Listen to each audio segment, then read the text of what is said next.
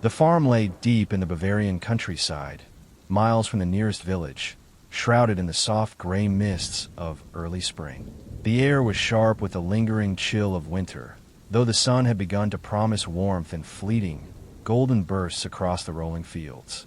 On the narrow, winding dirt road that led to the property, travelers would pass without noticing the small, weathered farmhouse, tucked behind a thicket of trees whose branches clawed the sky like skeletal hands.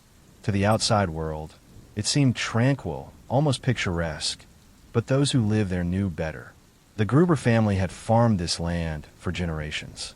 Andreas, the patriarch, was a stoic man in his early 60s, his face etched with lines carved by years of toil, frost, and grief.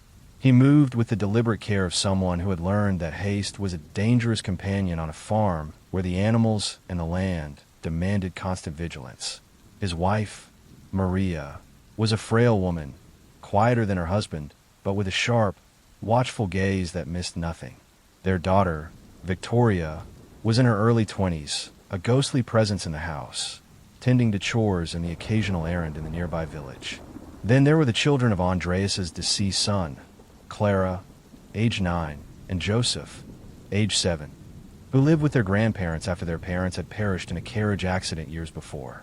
The farmhouse itself was a structure of contradictions. Its timbers creaked as though breathing, the roof sagged slightly under the weight of snow from the past winter, and the windows reflected the sun's light in unsettling ways, sometimes glimmering like eyes watching from within. Inside, the air carried the mingled scents of earth, livestock, with smoke, and the faint sweetness of stored apples. Rooms were small and tightly packed, each corner shadowed and easily overlooked. It was the kind of house where whispers seemed to linger, where a slight sound, footsteps on a wooden floor, the moan of the wind through a shutter, could set the nerves on edge. Life on the farm was solitary. The nearest neighbors were over a mile away, and in the winter months, the family sometimes went days without seeing anyone outside. News from the village arrived sporadically, delivered by visitors or the rare traveler passing through. The isolation had its advantages. The family ruled over their small domain, free from the meddling of outsiders, but it carried dangers too. The remoteness meant that help was always distant, and the silence of the surrounding fields could be oppressive. It began with small, unsettling occurrences. Tools that had been left in the barn overnight were found moved by morning. The livestock, usually docile, grew restless, their eyes darting toward the darkened edges of the farm as if sensing some unseen presence. On cold mornings, Andreas would find footprints in the fresh snow leading from the edge of the woods to the house. Footprints too small or too oddly shaped to belong to any of the family members, but none leading away again. He tried to dismiss it as an animal wandering too close, but the prints were human-like, with toes pressed clearly into the frost. Maria noticed other things, subtle and unnerving. At night, she would hear faint noises from the attic, scraping, shuffling, the soft creak of someone walking. At first, she thought it might be the wind catching the roof beams, but the sounds had a rhythm to them, a deliberate pacing that suggested conscious movement.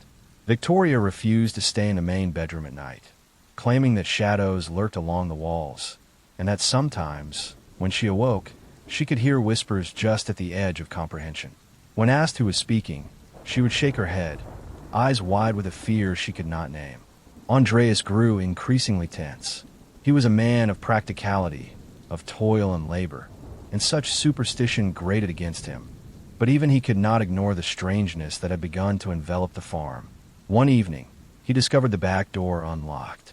He swore he had bolted it himself, and the key had been kept on a nail inside. The thought that someone had entered the house, unseen, unannounced, troubled him, though he had no evidence to confront. He began sleeping with the shotgun at his side, the cold steel a small comfort against the creeping unease. Visitors were rare, but when they did come, they noticed the odd atmosphere immediately. A traveling salesman, once invited inside, remarked to the villagers that the farm seemed alive with shadows, and that the family's eyes carried a kind of watchfulness that was almost animal in its intensity. He could not have known that he was almost prophetic, The farmhouse itself seemed to hold a memory of violence, an echo of some distant, lingering threat that none of the family could yet define. The unease reached its peak over a series of days in late March. Each morning brought new anomalies. Milk churns overturned, beds disheveled as though someone had been lying in them, cupboards left open. The children, usually playful and spirited, grew silent and withdrawn, whispering to one another in tones heavy with fear. Even the dogs, normally loyal and alert, began to growl and bark at invisible intruders, their hackles raised, teeth bared at empty corners. On a day when the wind carried snow and sleet across the fields, Andreas attempted to make sense of it all. He followed the footprints again, this time armed and determined, tracing them from the edge of the woods to the barn, and finally to the back of the house. There they stopped abruptly. He circled the building, the echoes of his boots sounding too loud in the heavy, oppressive air. Nothing. No one.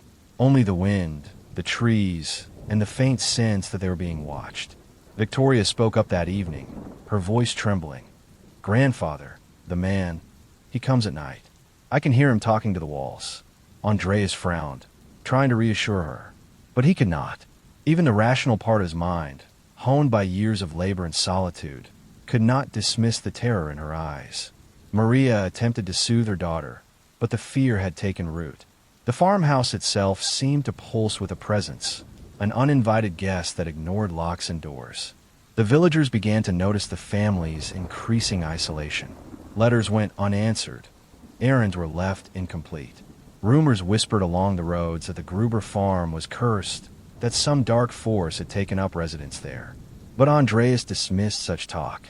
He had faced blizzards, livestock disease, and financial ruin. What was a superstition compared to real hardship? Yet, even he could not shake the feeling that the farm was no longer entirely his own. Then came the night when the unease turned to palpable dread. It was a moonless night, the sky an endless black, and the wind cut through the trees like a blade. The animals in the barn were restless, their cries echoing across the fields. Andreas sat by the stove, polishing the shotgun, listening to the silence, when a sound made him freeze, a faint, deliberate tapping from the attic above. He waited, holding his breath. The sound came again. Tap, tap, tap. It was slow, methodical, impossible to ignore. "Maria," he whispered, voice tight, "someone is up there." Maria's face paled. It's nothing," she said, but her voice betrayed her fear. Victoria clutched her grandmother's hand, silent now, wide-eyed. The shadows in the corners seemed to stretch and twist, reaching toward the family with silent intent. Andreas rose, shotgun in hand, and climbed the narrow stairs to the attic. Each step creaked under his weight, and he could hear the wind outside howl through the trees, masking the subtle noises above. The attic was empty. Dust motes floated in the dim lamplight, and the old wood beams groaned. No intruder, no explanation. Yet the tapping had come from here. He was certain of it. That night, sleep evaded the family. In whispered tones, they discussed what could be happening. Every creak, every draft, every whisper of the wind was a potential threat. By morning, the farmhouse seemed suffocating, the very walls pressing in. And yet, the family remained. There was work to do, animals to tend, and a stubborn refusal to leave their ancestral home. And so life continued, each day marked by growing paranoia and dread. The signs were everywhere, though subtle, the displaced tools, the strange footprints, the noises in the night.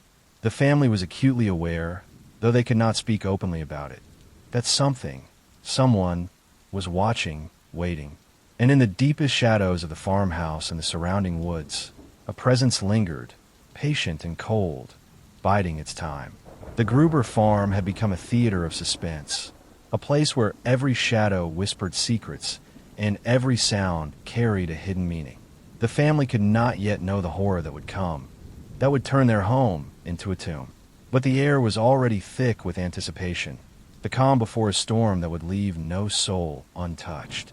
And so the days passed, each one heavier than the last, the Gruber family caught in the tightening grip of fear and uncertainty.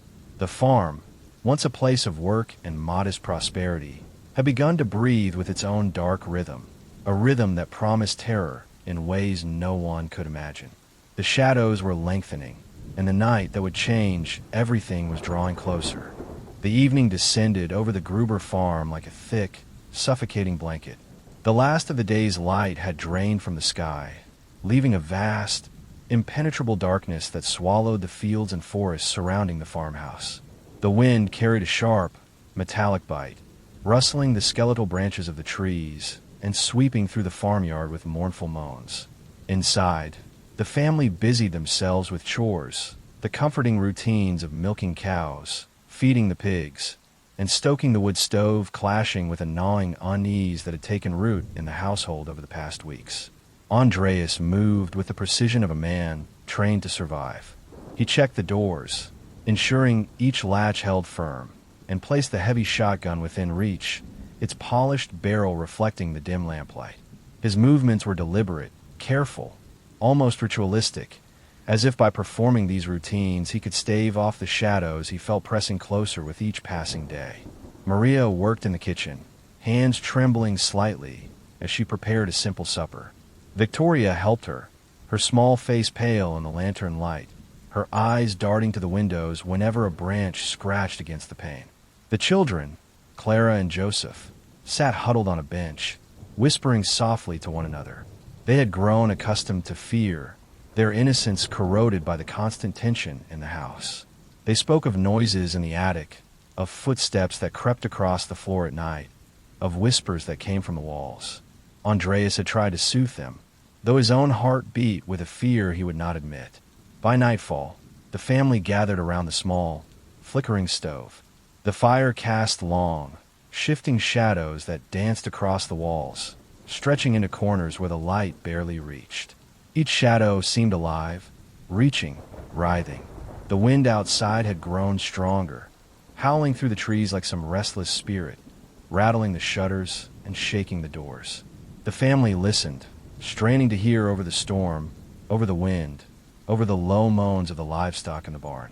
It began with a sound, a subtle, almost imperceptible scraping from the attic. At first, it was easy to dismiss, perhaps a loose board shifting, the wind catching the roof beams. But the sound repeated, slow and deliberate. Tap, tap, tap. Each beat distinct, deliberate.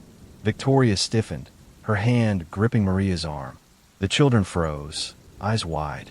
Andreas rose, every muscle taut, and went to investigate, shotgun in hand. The stairs creaked beneath him, each step a reminder of the frailty of the world around him. The attic door loomed above, heavy and shadowed. He reached out, hand trembling slightly, and pushed it open. Dust rose in the faint lantern light, motes swirling like tiny specters. The room was empty. Only the shadows lingered, stretching across the beams and floorboards, mocking him with their silent presence. He closed the door slowly, returning to the others. "Nothing," he said, though his voice lacked conviction. "It's just the wind." But even as he spoke, the family felt the oppressive presence grow stronger, pressing in from the corners, curling around them like smoke. The night deepened. Andreas checked the barn again, making sure the animals were secure. He noticed something odd. The gate, which he had latched earlier, was slightly ajar. Footprints led from the edge of the woods to the barn, small and irregular, stopping abruptly at the door. None led back again. His mind raced, trying to explain the impossible, but rational thought faltered beneath the weight of fear. Back in the house, Maria prepared the children for bed, but sleep was impossible. Every creak, every groan of the timber, every whisper of wind through the trees sounded like a warning, a threat. Victoria clutched her grandmother's hand, whispering about the man in the shadows she had glimpsed earlier, a fleeting figure at the edge of her vision. Andreas said nothing, though a cold sweat ran down his spine. He could feel it, the presence watching, waiting, patient. The first violent strike came quietly, almost imperceptibly. A shadow moved across the hallway, so fast that Andreas barely saw it. A scream split the air, a child's scream, followed by the sickening sound of impact, the thud of a body hitting the floor. The family erupted in chaos. Maria clutched the children. Andreas raised a shotgun, shouting into the darkness, But there was no response, no figure to confront. Only the shadows, now alive with menace, danced along the walls. The attack was merciless and unrelenting. One by one, the family was struck. The air was filled with terror. The frantic cries of children, the desperate pleas of a mother, the guttural shouts of a man fighting against an unseen enemy. The assailant, or assailants, moved with eerie precision, their knowledge of the farmhouse uncanny. Doors were barred, yet breached. Rooms were locked, yet entered. Each strike came suddenly, violently, leaving no time for defense, no chance for escape. Andreas tried to fight back, swinging the shotgun like a club, striking blindly into the darkness. But the house itself seemed to conspire against him. Shadows obscured movement. The wind masked sounds. The night absorbed every cry. He realized, with a cold clarity, that the terror was not merely outside. It was inside, intimate, personal, knowing. Whoever or whatever this was had been waiting, watching, learning. By the time the night reached its deepest hour, the farmhouse was silent. The wind still howled outside, the trees scratching against the walls, but the sounds of struggle had ceased. Inside, the house smelled of iron and smoke, of fear and blood. The family lay where they had fallen, their lives extinguished in a night of incomprehensible horror. The shadows lingered, as if savoring the silence, curling around the empty spaces, stretching long into the corners where no light could reach.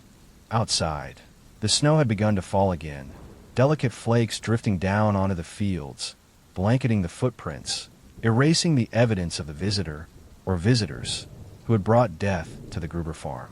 The forest absorbed the scene, indifferent and vast, hiding its secrets beneath the white veil. The world outside the farm continued, unaware of the tragedy that had unfolded in the darkness. Morning arrived slowly, gray and heavy.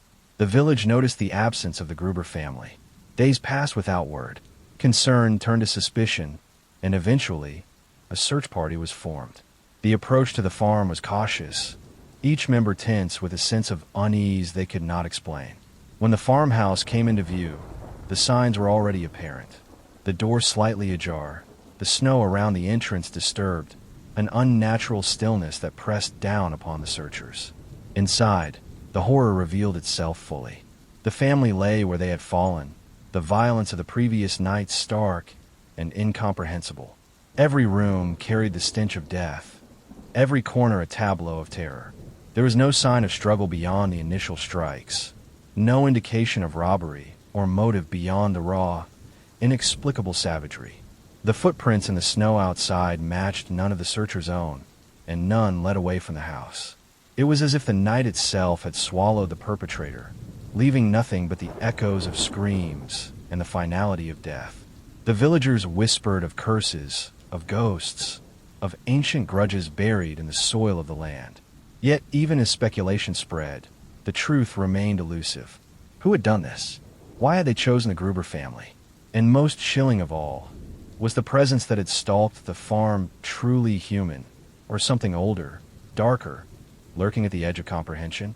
In the farmhouse, the shadows remained. The wind still moaned through the broken shutters. The trees still scratched at the walls, and the snow drifted silently over the fields, hiding the footprints that might have offered answers. The Gruber farm, once a place of labor and family, had become a monument to terror, a dark echo of a night when evil had walked freely among the living, leaving behind only silence and fear. The villagers came and went, authorities investigated, yet the questions lingered. The house stood empty, but it was not silent. Those who approached swore they could hear faint creaks, whispers in the wind, footsteps in the snow. And in the attic, some claimed, the shadows lingered, waiting for the next family foolish enough to call the farmhouse home. The night of terror had passed, but its imprint endured, etched into the landscape, the farmhouse, and the minds of those who heard the tale. The Gruber family was gone, swallowed by darkness, and the world outside carried on, ignorant of the horrors that had unfolded in the shadows. And somewhere, in the folds of the night, the presence remained, silent, patient, eternal. The first rays of spring sun filtered weakly through the clouds, touching the Bavarian fields with a pale, trembling light. To the villagers who approached the Gruber farm that morning, it seemed impossibly quiet. Birds did not sing, the wind did not carry its usual life, and the snow, now melting into the thawing soil, revealed no sign of life. The air was heavy with something unspoken, a feeling that pressed upon the chest like a hand. It began as worry, then shifted to dread. Days had passed without word from the Grubers. Normally industrious and reliable, they had not sent anyone to the village, had not purchased supplies, and the smoke from the chimney no longer rose into the sky. The neighbors, uneasy, organized a small party to check on the family.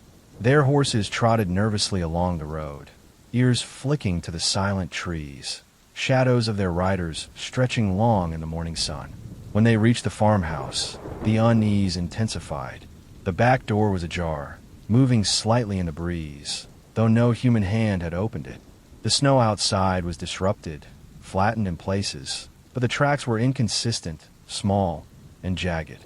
They led to the house and disappeared, leaving an uncanny impression of something, or someone, vanishing into thin air. Inside, the farmhouse was eerily still.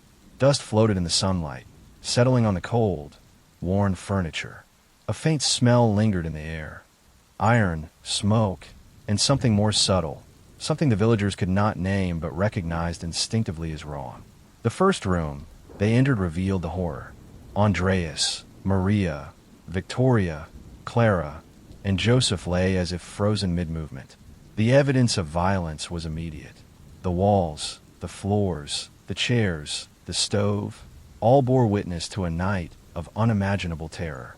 Screams could have been heard, but there were none. Only silence. A silence so absolute that it felt alive, wrapping around the intruders as they moved from room to room. Each glance revealed the brutality. Signs of struggle that were almost theatrical in their precision. Faces frozen in expressions of fear, horror, disbelief. The children's small hands were still clenched, as if holding on to life itself, even as it was wrenched away. The investigation began immediately, bringing law enforcement from the nearby town. Authorities were baffled. No signs of forced entry were found. The doors had been locked from inside, yet somehow breached. No footprints led away. No weapon was ever recovered. The small, human-like tracks in the snow stopped at the threshold, as if the assailant had been swallowed by the night itself. The family's neighbors whispered of curses, of long-held grudges buried in the soil, of eyes that watched from the woods. The farmhouse, once a place of labor and modest prosperity, had become a theater of unresolved terror. Days turned into weeks.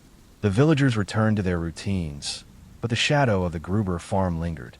Farmers refused to pass by the fields at night. Children were warned not to venture near the edges of the woods. Travelers who accidentally came too close spoke of strange noises, of eyes peering from broken windows, of footsteps that matched none of their own. The story of the Gruber family, whispered in hushed tones, became legend, a dark tale to caution the curious or the foolish. Yet the investigators pressed on, following every lead, questioning every neighbor, examining every corner of the farmhouse and surrounding land. They discovered details that only deepened the mystery. In the days before the murders, Andreas had spoken of the strange footprints leading to the house, of tools and items that moved of their own accord, of noises in the attic that defied explanation. Victoria had insisted she saw a man in the shadows, someone who watched from the edges of vision and whispered in tones too low to comprehend. Maria had noted subtle signs that someone, or something, was present on the farm, perhaps for days, waiting. Despite these accounts, authorities found no evidence of a conventional motive. There was no robbery, no jealousy, no personal vendetta that could explain the calculated savagery of the killings. The farmhouse, isolated and quiet, was the perfect stage for something extraordinary, something beyond rational explanation. Some investigators speculated. Had the killer been a local, someone familiar with the family's habits? But all local suspects were eventually cleared. Others wondered if the family's remoteness had drawn a wanderer of cruel inclinations, a figure who had observed and waited. Yet even this explanation faltered, unable to account for the footprints that led only to the house, or the eerie sense that the perpetrator had disappeared as if swallowed by the night. The story of the Gruber farm spread, reaching beyond the village, captivating towns and authorities alike. Newspapers carried reports of the grisly scene, of the inexplicable footprints, of whispers in the attic. Each retelling added layers of horror, emphasizing the isolation, the mystery, the psychological torment. People speculated endlessly. Was it a local man, an escaped criminal, a wandering psychopath, or something older, something inhuman, lurking at the edges of consciousness, feeding on fear, waiting for the right moment to strike? Even decades later, the farmhouse inspired unease. Researchers, journalists, and thrill seekers visited the site, finding the land itself strangely oppressive. Some reported faint, unidentifiable sounds, a scraping in the attic, footsteps across the snow, voices carried faintly on the wind. Others claimed glimpses of figures at the edge of the forest, watching silently, vanishing when approached. Shadows lingered in corners, lingering just beyond the eye's clarity, refusing to obey logic or reason. The psychological impact extended beyond the physical location. Villagers reported nightmares for years afterward, dreams haunted by the Gruber family, the farmhouse, the footsteps in the snow. Children grew up fearing the woods. Parents warned against the allure of curiosity. And through it all, one question remained. What had truly happened that night? Who, or what, had stalked the Gruber farm, leaving destruction and silence in its wake? Some accounts suggested an intimate knowledge of the family's habits, a patient study of their routines. Others hinted at a supernatural presence, an intelligence beyond human comprehension, lingering in the shadows, feeding on fear. Victoria's early sightings, once dismissed as childish imagination, were reconsidered in hindsight. Could a child have sensed something adults could not? Could the whispers, the taps, the shadows have been real manifestations of an entity too patient to reveal itself fully until that night? The farmhouse, abandoned and decaying, stood as a monument to unanswered questions. Windows were broken, doors sagging on their hinges, yet the presence within seemed undiminished. Travelers spoke of inexplicable chills, of feelings of being watched, of small, human-like footprints that appeared near the edges of the yard and vanished again. Some said the land itself remembered, that the soil carried the weight of the tragedy, that echoes of the Gruber family's terror still lingered in the frost, the mud, and the shadows of the trees. As the decades passed, historians documented the case, psychologists speculated on the mind of the killer, folklorists preserved the story in the pantheon of unsolved mysteries. Yet the core truth, the immediacy, the horror, the terror of that night, remained unreachable. No trial, no confession, no rational explanation could pierce the veil of uncertainty. The Gruber farm had become a paradox, a place rooted in reality, yet defying rational explanation, a house of ordinary timbers and extraordinary evil. And somewhere, perhaps still hidden among the trees or watching from the shadows of the ruins, the presence lingered. It had claimed its victims, left no trace of itself, and waited, patient and cold, for the world to forget, and perhaps, one day, to return. The Gruber family's lives were extinguished, their story recorded in horror and whispered legend. But the question that haunted every visitor, investigator, and storyteller remained. Had the evil truly left, or was it still there, waiting, watching, alive in the shadows that no light could reach? Even today, when the wind moves through the skeletal trees and the snow drifts silently across the empty fields, a faint tapping can be heard from the attic. Some claim it is the wind. Others claim it is the footsteps of the past, echoing eternally. And a few, who dare to linger, swear they see eyes in the dark, patient, watchful, and unblinking, reminding the world that the shadows of the Gruber farm never truly fade.